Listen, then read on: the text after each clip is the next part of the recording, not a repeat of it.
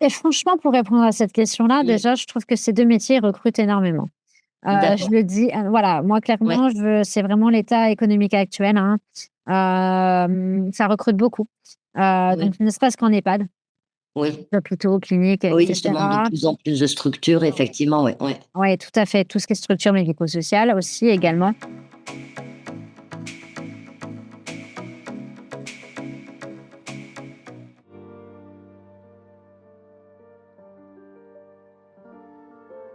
Bonjour à tous et à toutes, pardon. Je vous remercie d'être présents pour cette table ronde qui aujourd'hui est consacrée donc à 2 métiers en lien avec le domaine médico-social, donc à savoir le titre professionnel de secrétaire assistante médico-sociale et le titre professionnel d'agent service médico-social.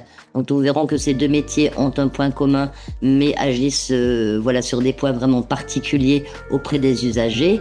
Donc pour ce petit temps d'échange qui va durer à peu près une petite heure, l'objectif, voilà, est que vous compreniez mieux ces 2 formations, que vous en compreniez bien sûr le contenu, l'organisation de l'examen, pourquoi pas également la modalité pédagogique et les compétences et surtout le métier auquel il va vous préparer.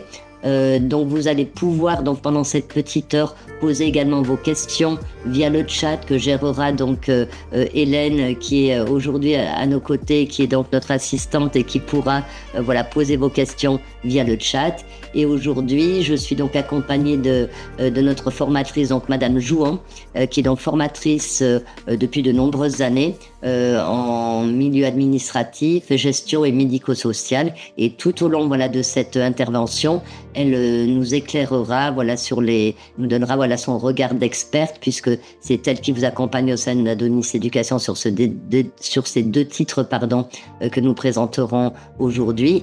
Donc Madame Jouan est issue donc du milieu de l'enseignement avec une vraie expérience déjà en enseignement à distance. C'est une des modalités effectivement que nous proposons.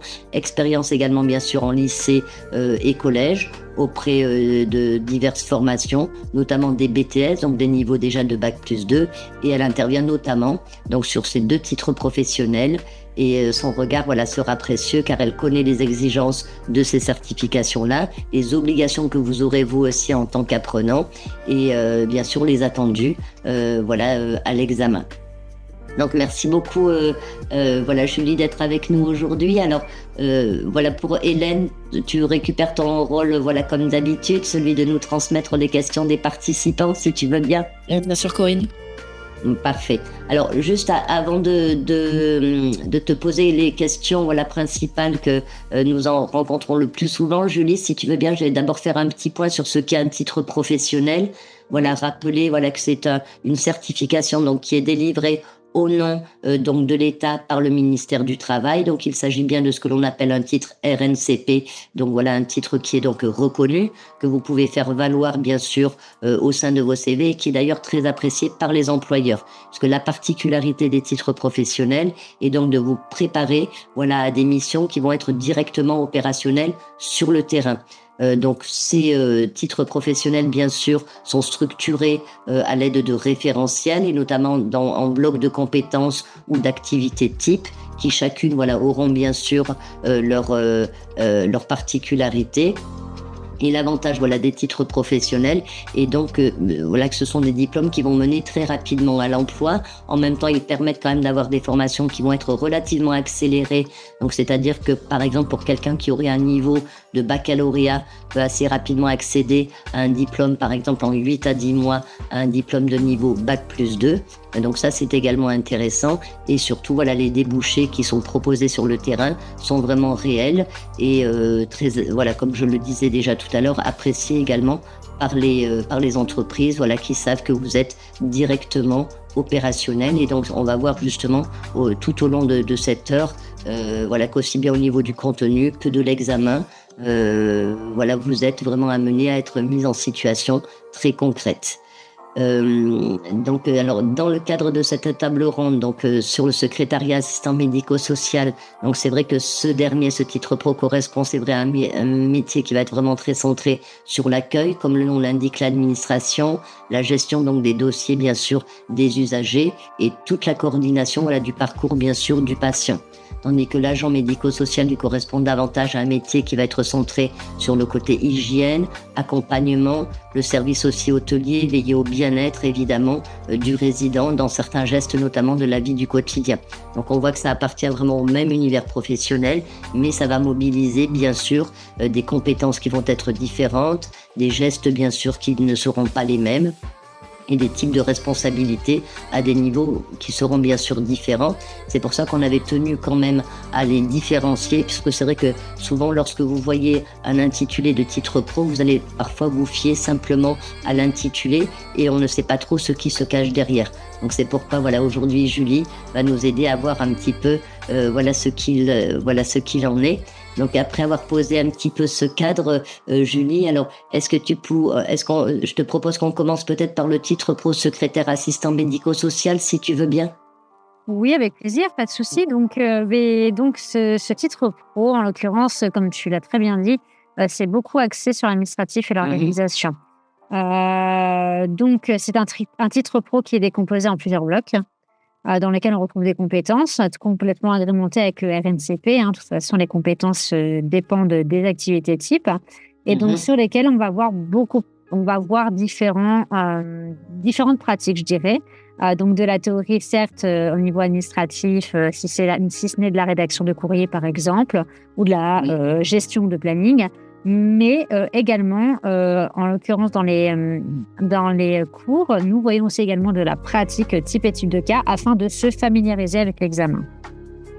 D'accord. Et donc, on peut dire qu'il faut être à l'aise peut-être très certainement avec l'outil informatique. Alors, bien évidemment, il faut un minimum d'aise, je dirais, avec l'outil informatique, mais en soi, la pratique se fait également durant les cours à distance. C'est-à-dire que tout est organisé pendant mes cours pour que la pratique soit faite avec des partages d'écran, pour que justement tout soit découvert. Que ce soit l'utilisation d'Excel, l'utilisation de l'agenda en ligne. Voilà, je fais beaucoup de pratiques en fait en partage d'écran, ce qui permet en fait à tout le monde donc ouvrir l'accès à beaucoup de personnes même qui ne sont pas spécialement très à l'aise, je dirais, avec l'outil informatique. Il faut un minimum savoir maîtriser le minima, mais tout ce qui est outils bureautiques, entre autres, je fais en effet de la pratique avec du partage d'écran, ce qui permet de se familiariser de toute façon avec tous ces outils informatiques et également aussi d'une vision également, avoir aussi une vision sur les logiciels qui peuvent être médicaux, même si on ne les exploite pas en cours puisque ce sont des logiciels médicaux. Voilà, en l'occurrence. Voilà, faire aussi également une petite parenthèse, entre guillemets, dès qu'on utilise un logiciel bureautique que l'on dispose, faire une parenthèse sur le logiciel médical, ce qui permet vraiment de se familiariser et vraiment être mise en situation quasi réelle. D'accord. Donc, est-ce que tu pourrais nous décrire un petit peu donc quel type de mission est travaillé? Donc, ça va être de la rédaction de courrier, c'est ça? De la gestion et administration de dossiers, c'est-à-dire classement, envoi à d'autres partenaires médicaux, par exemple? Alors oui, en effet, il y a toutes ces compétences. Donc, on va aller dans le sens chronologique, je dirais. Tout d'abord, donc en écrit professionnel, bien évidemment, nous avons tout ce qui est courrier professionnel, tout ce qui est email également, ce qui est très utilisé. Également la communication qui va être orale, tout ce qui est appel téléphonique, donc mise en situation, donc savoir communiquer de façon professionnelle, que ce soit à l'écrit comme à l'oral. Ça, ce serait vraiment tout ce qui concerne le bloc numéro 1. Après, on a en effet tout ce qui est gestion de dossier et gestion des rendez-vous, donc planning, ce qui concernerait beaucoup plus le bloc numéro 2, en l'occurrence ici. Tout ce qui est gestion de dossier, donc d'archives et également de prise d'information, de confidentialité des données et de gestion des rendez-vous, bien sûr aussi. Voilà, il y a bien d'autres compétences, mais voilà, un peu pour résumer ce qui serait le bloc numéro 2. Après, on a aussi le bloc numéro 3 qui est du suivi de patient, vraiment un suivi de patient, plus la coordination justement de ce fameux suivi, puisqu'en effet, quand on suit un patient dans un établissement A, il peut en effet être transféré dans un établissement B. Et en effet, tout ça, c'est une manœuvre qui est hyper exigeante dans les établissements de santé et également sociaux, bien sûr. Très bien. Et donc, voilà pour les personnes. Alors, quels seraient les profils des personnes? Quelles sont les qualités requises finalement à l'entrée en formation? Alors, clairement, l'organisation. Être organisé, ça, c'est la première qualité. Être rigoureux, ça, c'est la deuxième qualité. Je dirais aussi avoir une bonne communication. Une bonne communication, une aisance en communication, même si, bien évidemment, on apprend la communication professionnelle au sein de la formation, mais avoir une aisance de communication est le critère primordial en établissement de santé et établissements sociaux également, c'est la discrétion. Alors, je pose souvent les questions, c'est voilà, que les étudiants ou que m'inspire un petit peu voilà, l'intitulé du titre. Est-ce qu'il y a une nécessité de connaître, par exemple, des termes médicaux? Alors, la nécessité de les connaître en amont, non. Oui. Mais bien évidemment, moi, je suis toujours en fait à une cour là-dessus. La terminologie, en fait, je consacre toujours à une course sur la terminologie justement la terminologie médicale. Voilà, donc à l'issue de la formation, ça sera forcément évidemment connu. D'accord. Ok, oui, après, voilà, ne serait-ce que éviter, j'imagine, les fautes d'orthographe et être capable de repérer une incohérence éventuellement dans un dossier aussi, j'imagine que ça doit être assez important. Ouais.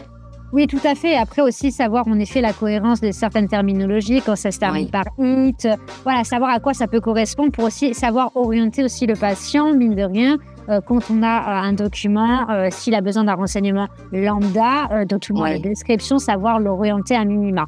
Voilà, c'est vraiment important. Donc, est-ce que ces types de postes-là comprennent donc aussi, je pense, de l'accueil physique et de l'accueil téléphonique, si je comprends bien, en plus de la gestion administrative?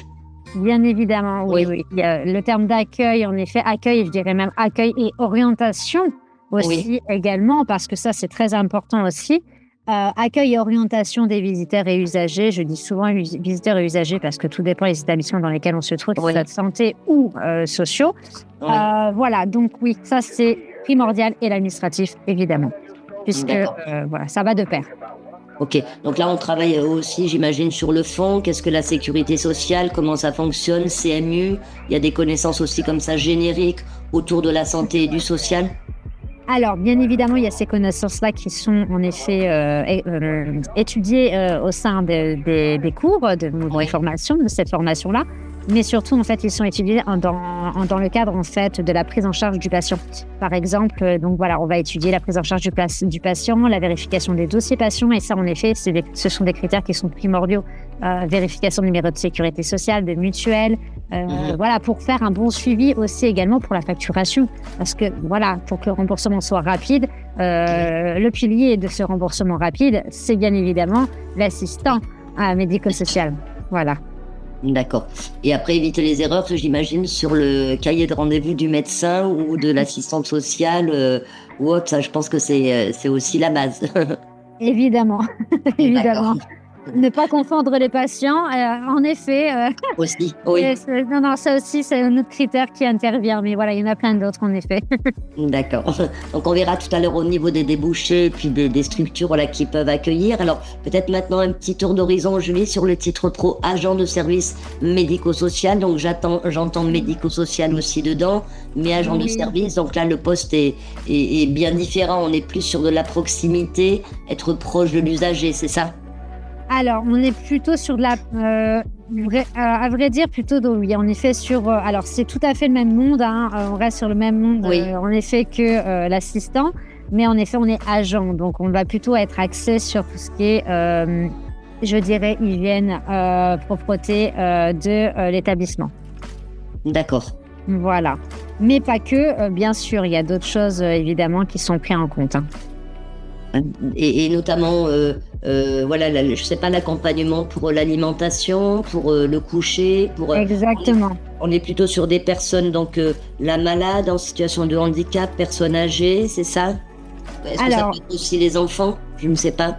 Alors, bien sûr, on est sur différents horizons. De toute façon, dès qu'on fait en effet ce métier d'agent, donc dans les établissements médico-sociaux, on est sur différents horizons. On est forcément sur l'horizon qui est plus jeune âge, en effet, jusqu'à le plus âgé, en effet. D'accord. Oui. Ok. Et donc, par exemple, par rapport à une aide-soignante, on vient un petit peu compléter ce rôle d'aide-soignante? C'est un peu oui, c'est un peu une complétion, en effet. C'est une complétion de ce rôle-là, bien évidemment, en tant qu'agent. on va pas faire le métier d'aide-soignant, bien évidemment que non. Ce n'est pas du tout ce métier-là. Mais en effet, on vient compléter ce métier-là. C'est une aide, je dirais, en plus à ce métier-là. Une aide qui va porter sur le confort, hein, j'imagine, le confort, l'hygiène, et aider à l'autonomie aussi, peut-être un petit peu. Exactement, oui. Et le confort d'hygiène, l'autonomie, c'est pouvoir en fait avoir un rôle de bras droit en fait pour toutes ces personnes-là qui sont dans la nécessité en effet dans cette situation. D'accord. Et donc là, j'imagine que ça suppose une connaissance des publics qui soit quand même assez poussée pour comprendre un petit peu quels sont les besoins, les identifier, pouvoir y répondre. Oui, alors on est sur des publics d'EHPAD, des publics de maisons de retraite, on est sur des publics handicapés. C'est pour ça que je vais parler du plus jeune âge, parce qu'on peut être sur un établissement de personnes handicapées, mais aussi de jeune âge. On n'est pas. C'est pour ça que je voulais en parler. Je ne faisais absolument pas allusion aux crèches ou autres, pas du tout. C'est pour ça que je voulais en venir là-dessus. On peut être sur différents publics, et en effet, le public handicapé en fait partie. Ça peut être des enfants, ça peut être des adultes. Et il faut avoir une connaissance en effet de ce monde, de ce public, je dirais même de ce public, EHPAD, maison de retraite et en effet établissement pour personnes handicapées. C'est important et c'est ce qu'on voit tout au long de la formation aussi. D'accord, oui. Et après, je pense qu'il doit y avoir aussi tout un travail quand même d'arriver à bien trouver sa place, justement, pour, comme tu le faisais remarquer, de ne pas empiéter sur le travail de l'aide-soignante, ni de l'animatrice peut-être, ou de l'infirmière aussi qu'on peut retrouver. Donc, arriver à trouver sa place juste. Et tout à fait. Connaître les limites aussi de sa profession, Oui, alors aide-soignante, ça veut dire ce que ça veut dire, aide-soignante, d'accord ? On est sur le mot soigner, d'accord ? En tant qu'agent, on ne soigne pas. On aide. On aide en fait les personnes. Donc on aide à l'alimentation, on aide au déplacement, on va s'occuper de l'hygiène, aussi également, je l'ai dit au début, l'hygiène des chambres. On va donc tout ce qui est bio-nettoyage, parce que le bio-nettoyage est hyper important dans les établissements à haut risque. Voilà, tout à fait. Haute contamination. Donc, on a l'accompagnement au repas. Donc, je parlais d'alimentation, c'est-à-dire l'accompagnement au repas. On a également la présence, notre présence, en fait, et la relation qu'on a avec les résidents est très importante, en fait, aussi. Fait partie de nos missions. Fait partie de nos missions également. Bien sûr, dans le respect de la personne, bien sûr. Parce que tout le monde n'est pas forcément valide ou parfois, il peut y avoir aussi des pathologies, j'imagine, cognitives. Et c'est vrai que c'est important de bien rester justement dans un fonctionnement respectueux de tout cela. Oui, on est vraiment associé en fait à ce mot hôtelier. Oui. C'est important parce que c'est vraiment ce métier-là est associé au mot hôtelier parce qu'en effet, on va en effet avoir des missions hôtelière, je dirais, mais dans des établissements de santé. D'accord. Voilà. Ok. Très bien. Alors après, le stress un petit peu de nos étudiants, une fois qu'on a reçu la formation, effectivement, donc après il va y avoir l'examen, la validation. Donc est-ce que tu peux nous décrire peut-être les différentes épreuves et peut-être les conditions d'épreuves et les exigences et les attendus peut-être du jury. Alors je rappelle que le jury pour un titre professionnel est essentiellement composé bien sûr de professionnels généralement, ou alors ça peut être aussi des formateurs du secteur, mais vous êtes un petit peu jugé par vos futurs pairs entre guillemets. Donc il y a des attentes bien évidemment en termes d'écrit, d'oral. Si tu peux nous décrire un petit peu ça, Julie. Oui, je réfléchissais un petit peu, j'écoutais ce que tu disais et donc j'étais en train d'un peu m'organiser dans ma tête. Donc, en soi, déjà, je vais commencer par le premier titre pro par lequel on a commencé. Voilà, assistante médico-sociale. On y va. Donc, ici, pour l'assistante médico-sociale, donc c'est à peu près pareil, je dirais même pour les titres pro, on est à peu près sur la même organisation. Oui, c'est toujours un peu pareil, il y a un peu d'écrit, un peu d'oral, ou parfois pas d'écrit, mais que de l'oral, mais on est quand même toujours à peu près sur les mêmes types d'attente. Donc, on a toujours cette mise en situation qui est la première épreuve, en fait, toujours cette mise en situation. Donc là, on a une mise en situation sur ce titre pro-là, titre pro ici, qui dure à peu près environ 5 heures. Donc, c'est une mise en situation qui va reprendre toutes les compétences acquises durant la formation. Donc, cette mise en situation-là va illustrer donc la gestion de dossier, tout ce qui est administratif. On va ce qui va reprendre un peu tous les blocs, hormis l'appel téléphonique, parce que l'appel téléphonique, justement, est 30 minutes après, en fait, on a une simulation d'appel téléphonique. Ça rend Voilà. Et après, là, sur les 5 heures, ça va être, on doit présenter un dossier sur les 5 heures où on est questionné avec un dossier de mise en situation. C'est ça qui décrit une situation professionnelle.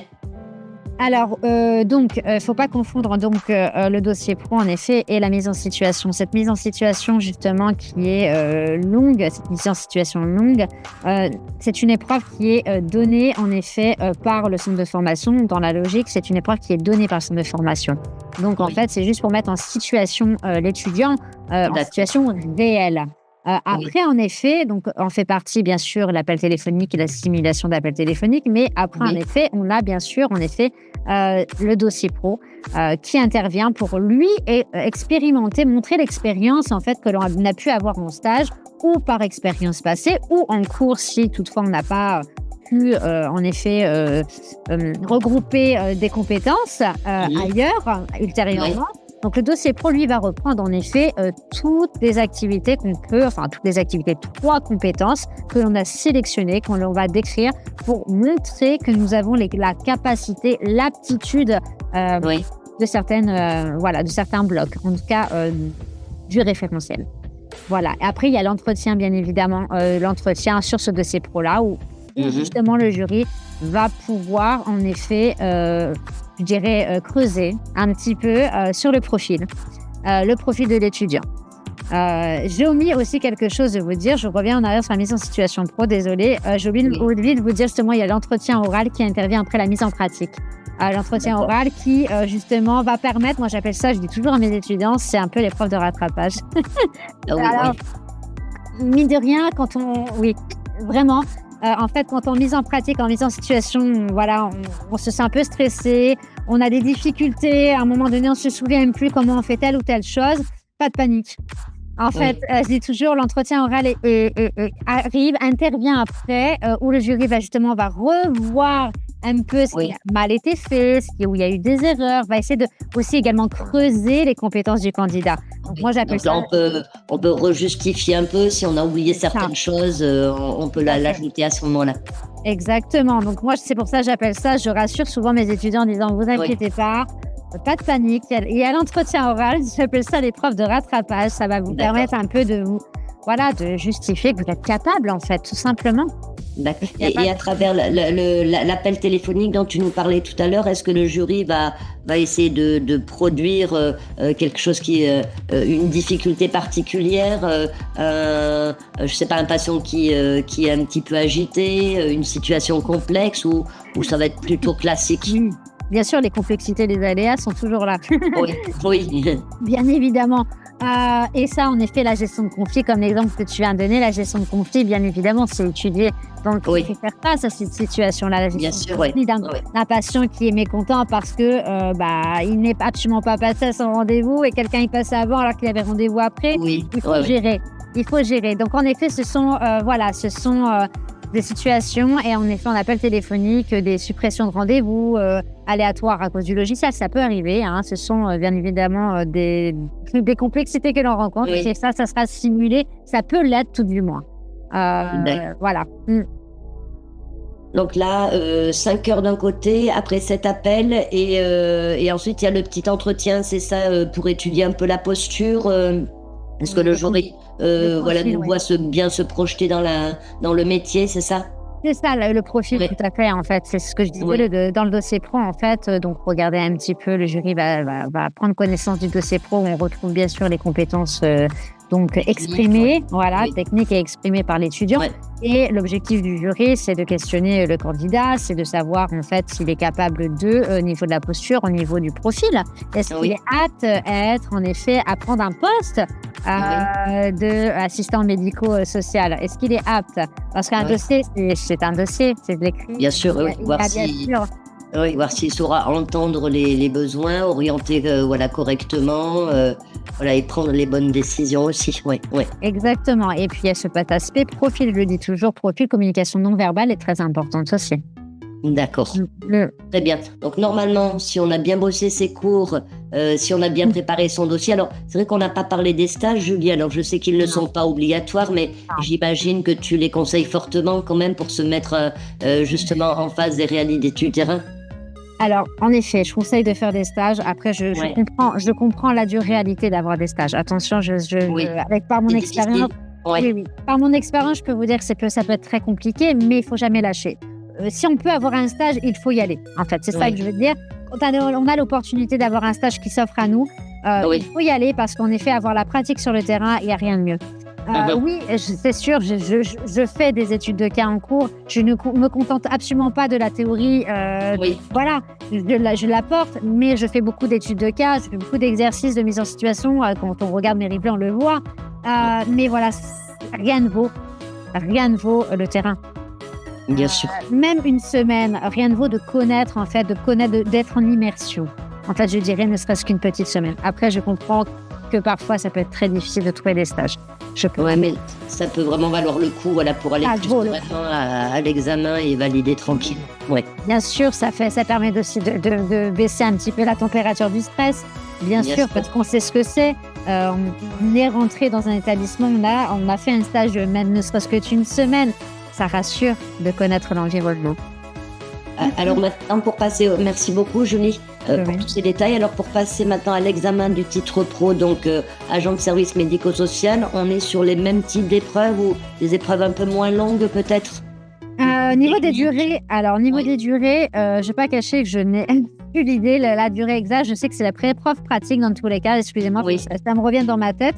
Mais si vous l'avez là, ça m'aiderait, mais là, je ne sais plus. Une épreuve d'1h30, normalement, je crois.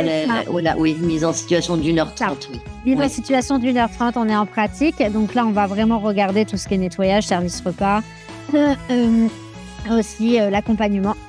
Voilà. Oui. Et on a toujours cette partie de DP, toujours le fameux dossier pro qui intervient et l'entretien oral entre deux, bien sûr, qui permet de faire le rattrapage de la pratique juste avant. D'accord. Donc voilà, pas de difficultés particulières normalement. J'imagine que le jury est quand même plutôt bienveillant, hein, si on est un peu sur ce système. Voilà, vous faites, vous pouvez vous justifier après, etc. Donc je pense que les exigences doivent être là quand même, j'imagine. Mais on tient beaucoup compte de la personnalité aussi de l'étudiant, je pense. Bien évidemment, et c'est pour ça que le dossier pro existe, bien sûr, parce que c'est là qu'on va se rendre compte, que le jury se rendra compte aussi de la personne, du candidat, de sa personnalité, est-ce que sa personnalité va en effet être en adéquation avec ce titre pro. Et oui, la bienveillance, je reviens sur ce mot de bienveillance, et c'est vraiment que j'aime beaucoup. Oui, en effet. La bienveillance est au rendez-vous et l'avantage, c'est que cette bienveillance, on s'en rend compte et on la côtoie, je dirais, à cet entretien oral. Très bien. Alors Hélène, pardon, est-ce qu'il y avait des questions? Pardon, j'ai oublié de te demander, mais tu nous aurais certainement interrompu, peut-être Hélène, pardon. On me demandait, par rapport aux deux formations, laquelle était la plus accessible pour quelqu'un qui serait en reconversion et qui n'aurait pas été en formation depuis un bon moment. Après l'une ou l'autre, je pense, mais je vais laisser notre spécialiste répondre, mais je pense que ça dépend vraiment où on a envie de se positionner par rapport aux patients, enfin aux usagers en tout cas. C'est pas Julie ce que tu en penses? Alors oui, tout à fait. Moi, je dirais en effet. Alors moi, je peux utiliser les abréviations ASMS. Oui. Donc l'agent. Pour moi, c'est plutôt accessible pour une reprise, en effet. Pour moi, je serais plutôt axée sur ce côté-là. Tout ce qui est le titre pro, l'autre titre pro, en tout cas, qui est assistant médico-social, enfin, secrétaire médico-social, on est plutôt sur ce côté rédactionnel, etc. Donc, après, c'est totalement différent. Pour moi, la reprise, ça serait plutôt agent, reprise d'une formation agent et secrétaire, reconversion peut-être, pourquoi pas. Mais on serait à savoir qu'on est plutôt sur le côté rédactionnel. Donc, c'est ça, oui.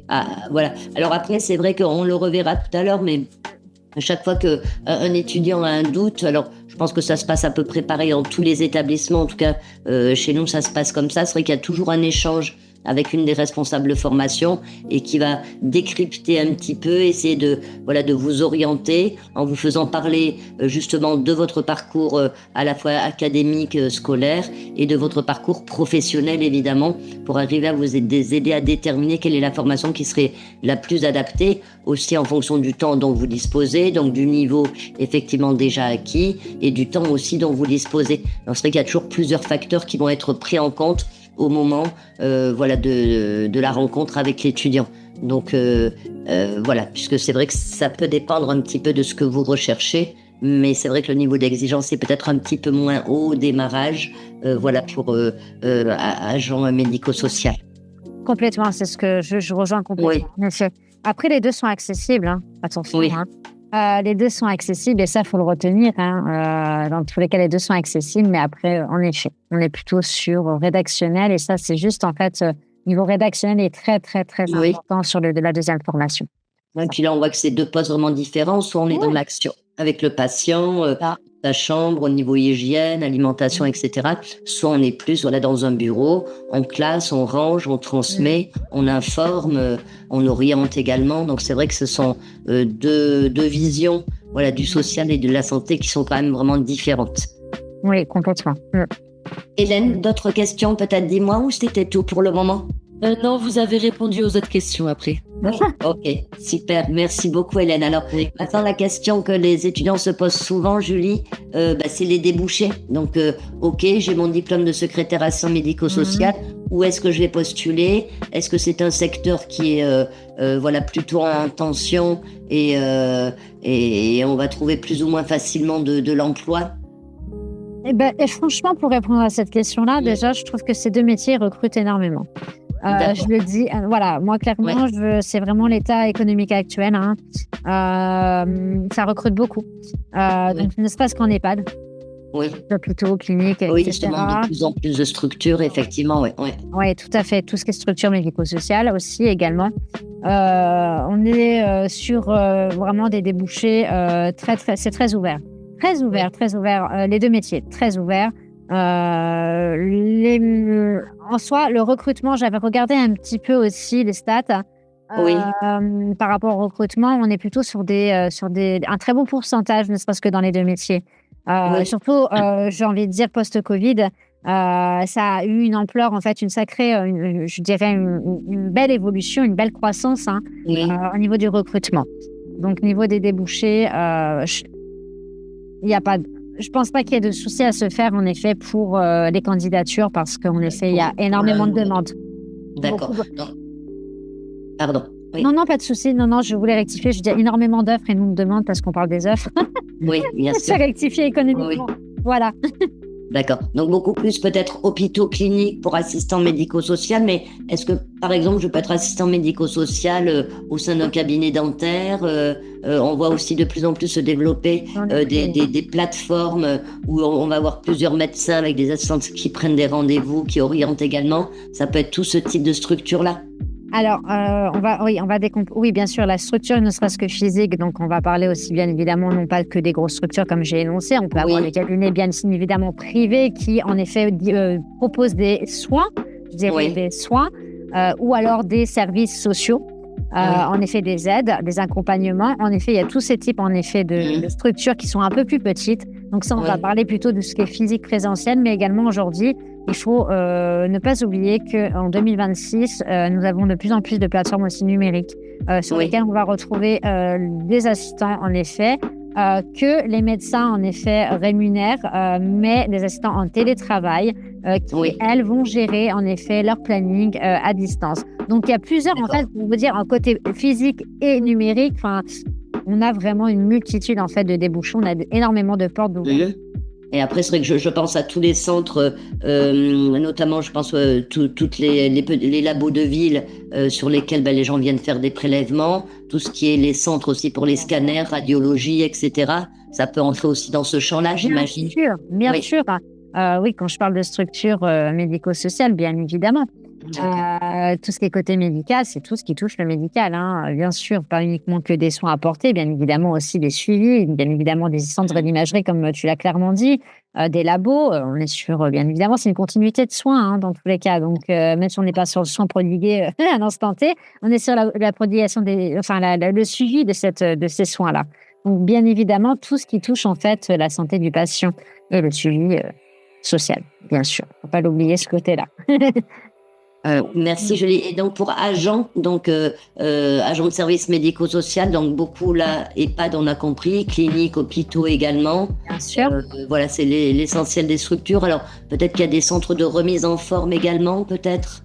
Oui, aussi également ce qu'on appelait avant maison de repos. Oui, de Non, mais oui, bien sûr, Oui, on appelait avant ça, mais tout à fait, c'est ça.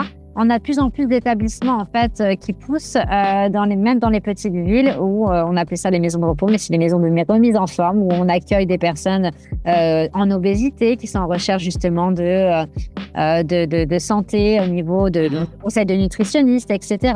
Oui, en effet, on retrouve bien évidemment ces centres-là. D'accord. Très bien, mais je pense qu'on a fait à peu près le tour. Alors souvent après, l'autre interrogation qu'ont les étudiants, ils disent « Ok, c'est bien un diplôme d'État qui est reconnu. Donc dans ce cas, est-ce que ça m'ouvre des perspectives de poursuite d'études ?»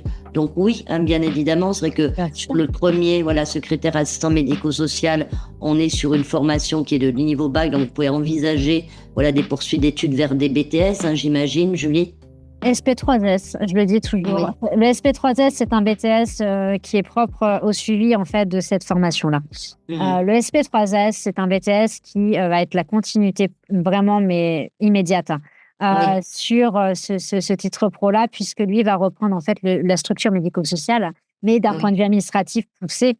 Donc le BTS SP3S, en effet, c'est à envisager si on a besoin d'avoir une poursuite d'études. Mais il n'y a pas que celui-ci, il y a d'autres BTS, bien évidemment, tertiaires. On a d'autres BTS tertiaires, bien évidemment, qui peuvent se prêter.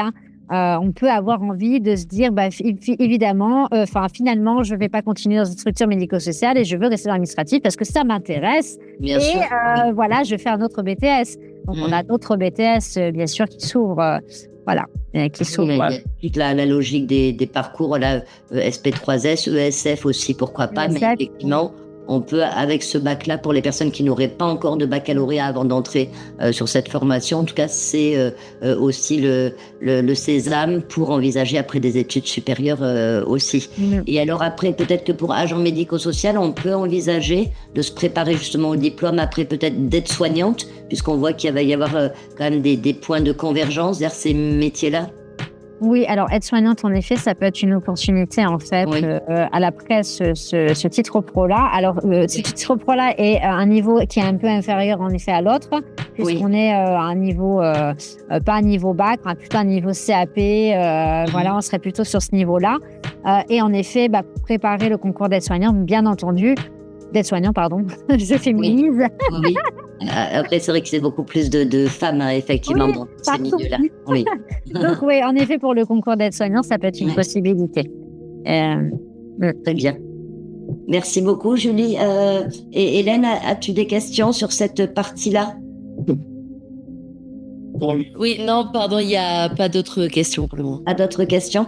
Alors après, peut-être pour conclure, on peut peut-être parler de l'admission, et de l'accès, aux examens. Alors comme je l'évoquais tout à l'heure, c'est vrai que souvent votre admission, votre intégration, en formation est souvent le fruit, d'une rencontre avec les responsables de formation. Chez nous comme dans d'autres établissements. Donc généralement, il y a toujours une étude, bien sûr, de votre dossier avant d'intégrer, où on va vérifier bien sûr votre motivation, la cohérence bien sûr de votre projet avec vos attendus, puisque chacun porte forcément quelque chose à travers son projet de formation, les postures aussi professionnelles que vous semblez avoir, les aptitudes que vous avez également, et votre capacité à vous engager quand même dans un parcours qui va être exigeant. C'est vrai que c'est quand même beaucoup d'implications l'un ou l'autre de ces métiers-là. Donc bien souvent, c'est vrai qu'avant d'intégrer, il y a souvent un petit entretien. Parfois, certains établissements vont aussi parfois faire passer des petits tests, et à l'issue des entretiens, vous avez donc un dossier de candidature généralement à compléter avant votre inscription pour la validation de votre projet et votre positionnement. Alors après, bien sûr, souvent l'autre question, Julie, qu'on nous pose, c'est en termes de financement, mais comment est-ce que ça se passe? Donc c'est vrai que toutes ces formations-là, ne l'oublions pas, sont également accessibles en alternance. C'est vrai que c'est une modalité qui est quand même assez recherchée, sur lesquelles vous pouvez avoir vraiment des opportunités. Dans ce cas-là, c'est vrai que vous connaissez les avantages de l'alternance. Ça vous permet de vous former tout en ayant déjà au moins un primo salaire et ne pas avoir bien sûr de frais de formation, et surtout bénéficier de cette expérience terrain qui va être bien sûr très intéressante pour vous, ne serait-ce que pour la construction de votre réseau, pour votre entrée ensuite en emploi. Sur des postes bien sûr avec davantage de pérennité. Donc ça, c'est une des modalités possibles. Ensuite, bien sûr, au niveau des établissements, il y a toujours une part de financement qui peut être basée sur un financement propre, mais aussi toutes ces formations-là, normalement, quel que soit l'établissement et au niveau d'étudistes, bien sûr, ces formations étant des formations reconnues, comme nous l'avons évoqué tout à l'heure, ça peut être éligible, bien sûr, à la mobilisation de vos droits, donc de CPF, bien évidemment, sur votre compte formation. Et enfin, parfois, France Travail va aider aussi les personnes qui sont en situation de recherche d'emploi et vous aider à financer également ce type de formation, ou encore parfois la région. Il nous arrive aussi d'avoir assez régulièrement quand même des employeurs également qui vont financer souvent cette formation pour quelqu'un qui arrive, puisque le titre pro, c'est vrai, est destiné aux personnes qui souhaitent entamer une réorientation, donc les plus jeunes qui sont dans un parcours parfois universitaire et qui correspondent pas tout à fait à ces deux réalités, vont se tourner vers un titre pro. Aux personnes en reconversion qui ont déjà travaillé dans un secteur et qui vont vouloir donc donner un nouvel élan à leur carrière, ou alors tout simplement des gens qui ont besoin de reconnaissance ou de monter en compétences. Vous travaillez déjà dans le secteur sans diplôme, et c'est vrai que ça peut être très intéressant pour vous de valider ce titre pro, un des titres pro, pour avoir à votre actif au moins la reconnaissance via un diplôme de toutes les connaissances et compétences que vous avez su mettre à profit. En tout cas, ce qui est important sur ces deux parcours, même si on voit bien que ça s'adresse aussi parfois à des publics différents, en tout cas, ils ont en commun, c'est vrai, ce côté social, aide, bien sûr, accompagnement. Bien sûr, comme tous les titres pro, c'est quelque chose de très concret. Et écoutez, j'espère que ce soir, vous en saurez un petit peu plus sur ces deux titres pro. Julie, je ne sais pas si tu voulais ajouter quelque chose. Non, écoutez, je pense que là, j'ai tout dit sur les titres pro. Alors, si j'ai oublié quelques informations, il ne faut pas hésiter dans tous les cas. Mais non, je pense que j'ai tout dit. Et voilà. Ce sera avec plaisir de rencontrer tout le monde, en tout cas pour une nouvelle année, une nouvelle session. Merci beaucoup, Julie. Oui, alors en général, c'est vrai que tu fais bien d'en parler. Les écoles ont souvent 2 sessions. Alors, oui. À vérifier auprès d'eux. De notre côté, c'est vrai, une session en septembre et une entrée également en milieu d'année, donc en janvier, qui est accessible. Donc, n'hésitez pas à nous contacter, à faire une demande sur notre site, demander une documentation ou tout simplement à nous appeler. Merci infiniment. Hélène, est-ce qu'il y a des choses que tu souhaiterais que l'on aborde maintenant? Est-ce que c'est OK pour toi? Toutes les questions qu'on m'a posées ont été abordées, c'est bon. Très bien. Bon, mais écoutez, merci infiniment, Julie, pour ta présence et ton expertise et ton regard, de professionnel qui nous a été précieux. Merci beaucoup à Hélène d'avoir suivi également les questionnements de nos auditeurs. Et je vous dis à très bientôt. Plaisir de vous accueillir au sein de nos formations. Merci beaucoup à chacun. Merci. Au revoir. Au revoir.